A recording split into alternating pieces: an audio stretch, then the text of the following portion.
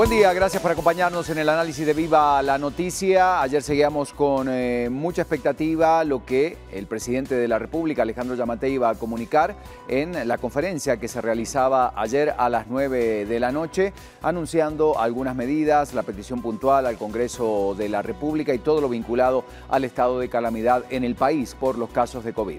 Vamos a escuchar parte de lo que decía el presidente y luego sí el análisis. El estado de calamidad que hoy presentamos recoge las recomendaciones enviadas por la Comisión de Salud del Congreso y que sintetizan gran parte de las recomendaciones presentadas por médicos y científicos. Implementar las medidas de restricción que eviten la aglomeración de personas y la multiplicación de contagios por un periodo no menor de 4 semanas, en donde quedan prohibidas todas las actividades deportivas con presencia de público y las reuniones sociales realizadas con fines de celebración o conmemoración como bodas, fiestas, discotecas, antros, conciertos, etc. Las actividades deportivas, artísticas, educativas, religiosas, entre otras, deberán realizarse 100% en modalidad virtual. Se dictará restricción de la movilidad de las 20 horas de un día hasta las 4 horas del día siguiente, que principiará a surtir efectos a partir del próximo sábado. Dentro de esta normativa habrán excepciones en sectores esenciales para que Guatemala no se detenga.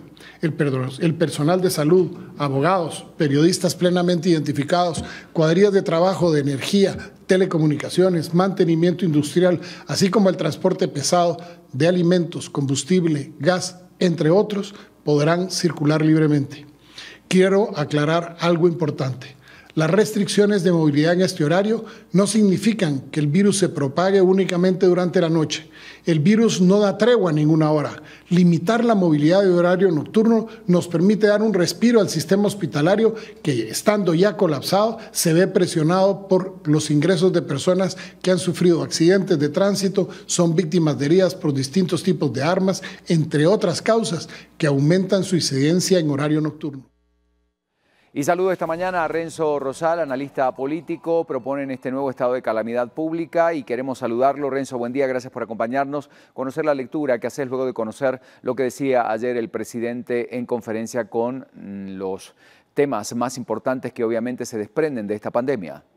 Bueno, me parece que llega tarde y que llega además, uno esperaría que dado el nivel tan fuerte de aumento de casos que se viene observando durante los últimos 2 meses y medio, quizás más, que las medidas pudieron haber sido tomadas con anticipación, pero además mucho más drásticas.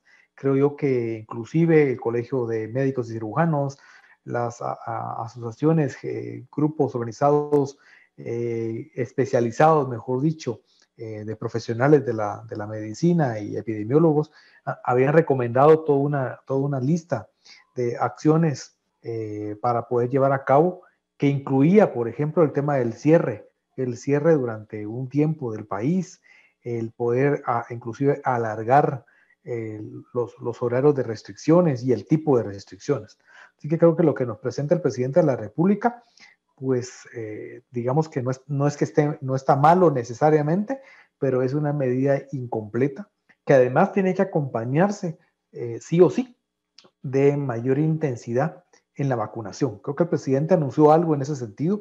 Lo que importa es que se implemente y que las instituciones públicas, de las instituciones asociadas como el ICS, digamos, pudieran estar realmente que tengan la posibilidad, la eficiencia y la cobertura territorial necesaria para que pueda llegar las vacunas, que ahora en medio de todo ha habido un poco más de dotación de vacunas, pero el gran problema tiene que ver con la aplicación, con la implementación. Así que yo creo que las medidas, y reitero, no están mal. Yo hubiera esperado medidas todavía mucho más amplias y más fuertes. Esas no se dieron. Y yo creo que el otro capítulo que hay que esperar es qué va a suceder en el Congreso de la República. Recordemos que hace escasamente 2 semanas el Ejecutivo presentó de una presión fuera de sentido una propuesta similar al Congreso de la República, y lo que recibió de la mayor parte de diputados, de más de 100 de ellos, incluyendo muchos del bloque oficialista, fue un voto contrario. Habrá que ver en esta ocasión qué trabajo del lobby y cuáles fueron los incentivos que puedan a favor o en contra en el Congreso. Así que ese capítulo todavía tiene un pendiente, es decir, hoy es el anuncio del Ejecutivo, pero tendría que pasar esto al Congreso de la República y establecerse un nivel de discusión importante. Y además creo que eso, un elemento complementario clave es la transparencia. Si ahora lo que se liberan son el tema de las compras, facilitar las compras de insumos, especialmente para el Ministerio de Salud Pública y para el ICS, eso está bien, siempre y cuando esos recursos se ejecuten de la mejor forma posible.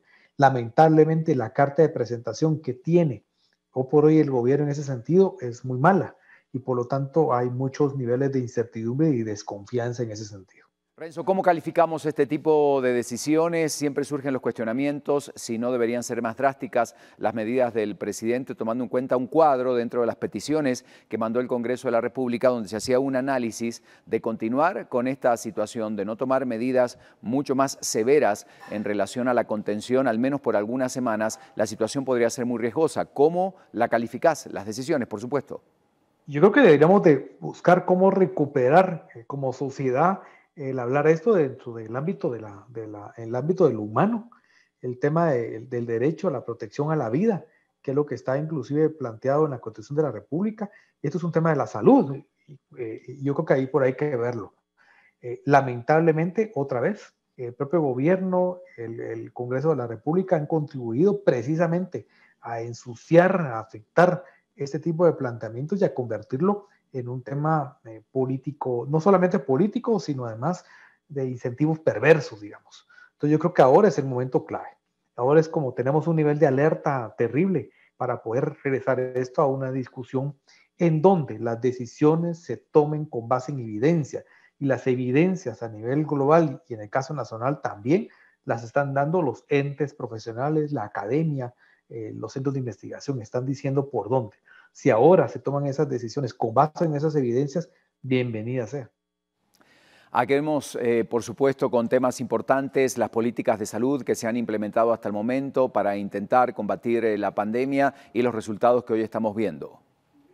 Bueno, creo que estamos desde el año pasado, cuando tenemos este anuncio totalmente imprevisto de la pandemia, hubo cualquier cantidad de recomendaciones, de sugerencias, precisamente para evitar el desborde de lo que hoy tenemos.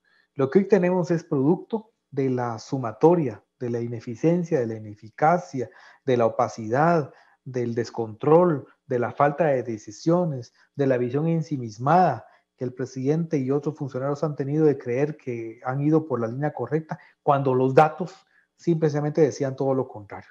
Entonces creo que todo el tema de compras de insumos y demás, también el hecho de que tengamos vacunas y no tengamos jeringas, digamos, o que tengamos problemas de dotación de jeringas, eso nos dice lo aberrante en el que estamos. Yo creo que los llamados que han hecho los médicos de los hospitales, tanto los regulares, los especializados como los temporales, han sido casi que todas las semanas aparecen grupos de médicos demandando lo mismo, demandando medicamentos, insumos, personal, equipo. Entonces, cuando eso se convierte en un asunto reiterado a lo largo de meses, ahora podemos hablar casi que de un año y medio, me parece que hay ahí y cuando hay recursos, porque le dan problemas siempre, bueno, no hay recursos, aquí han habido recursos, pero se han ido en banda, digamos, y no se han ejecutado para lo absolutamente fundamental. Entonces creo que plantearnos un estado de calamidad con medidas parciales, con medidas tardías, con ese escenario donde lo básico no se ha podido atender, pues obviamente incrementan los niveles de incertidumbre sobre la efectividad finalmente de esas medidas.